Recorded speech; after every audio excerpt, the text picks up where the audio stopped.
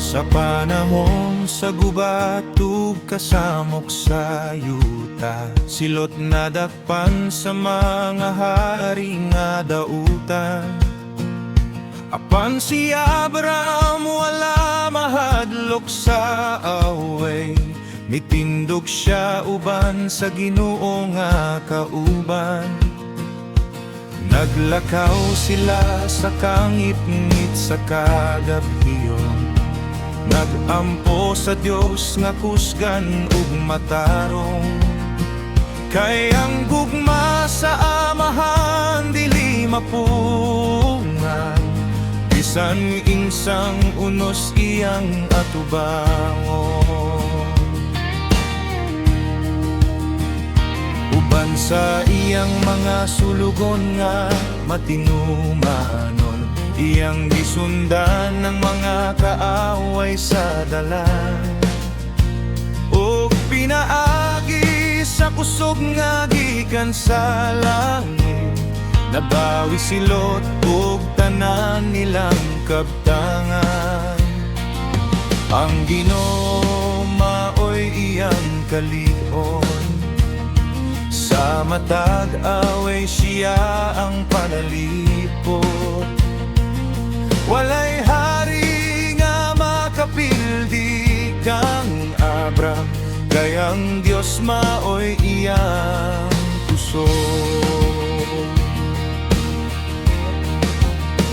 Bisan sa gubat ug kasakit, ang Ginoo magpabilin, siya'y dalangpan sa matinumanon, dili gyud kita biyaan.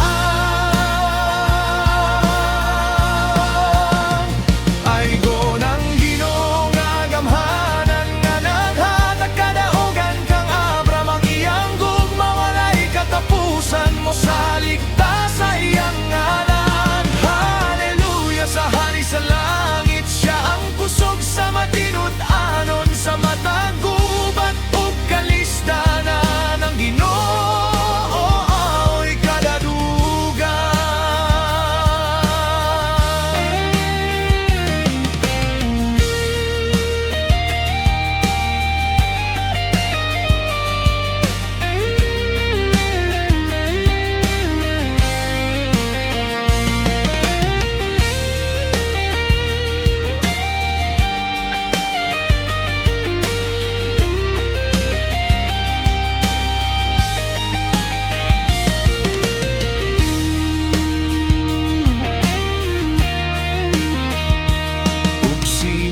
Kisedeg miduol kang Abraham, nga adunay panugbino sa kamot.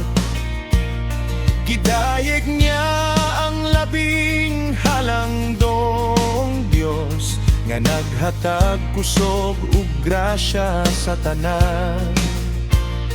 Wala mo dawat si Abraham sa bahandi, sa haringan ng hambog sa kalibutan.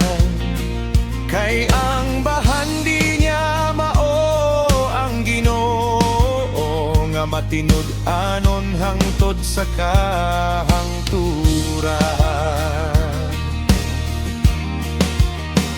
Bisan sa gubat ug kasakit, ang Ginoo magpabilin, siya'y dalangpan sa matinumanon, kita biyaan.